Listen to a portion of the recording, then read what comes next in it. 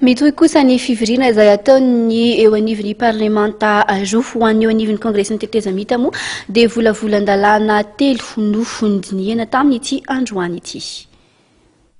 Volavolan-dalàna 3 no diniana tao anatin'ny fivirim-be azombe sy marinatrehana teo anivon'ny kongresin'ny tetezamita. Tao anatin'izany ny volavolan-dalàna momba mira lenta amin'ny fitantanana andrara-panjakana ambony. Tamin'ny volana febroary 2024 no nalefanay ny proposition de loi zany mikasika ny parité homme et femme eo amin'ny sehatry ny olom-boafidy sy ny olom-boatendry ka efa nandeha commission marobe le izy zany izay lany tany amin'ny commission ary efa nandeha séance plénière indray mandeha dia naverina commission nafinaritra ny adevitra satria hita tao daholo ny olana zany misy eto Madagasikara ary betsaka ny izay miteny fa ny fomban-drazana mihitsy zany ny fomba any amin'ny toerana mihitsy no tsy manaiky an'ilay vehivavy azo toerana. Dia teo zany na tonga an'le izy zany naverina indray mandeha zany ny tao amin'ny commission izay arahana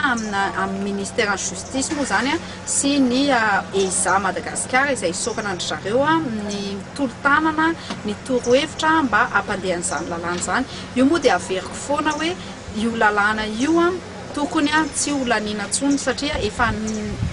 niratifientsika malagasy ny firenena malagasy zany efa niratifian'izy io efa tamin'ny taona 1979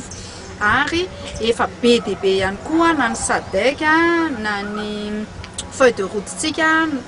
efa mametraka an'izay approche genre zay. Eo amin'ny ministra zao toeran'ny ministra dia efa mahatratra eo amin'ny 300 ny atsika ny ministra vehivavy fa raha jerena fotsiny zay zany eto dia mbola olom-boatendry atao amin'ny kongresin'ny tetezamita nefa hita fa eo amin'ny 200 eo zany na latsaka kely zany eo anatin'ilay izy dia zay zany no ezahana satria amin'izao tsika fotoana fifidianana ty taona ty ezahana zany izay hiatsona ny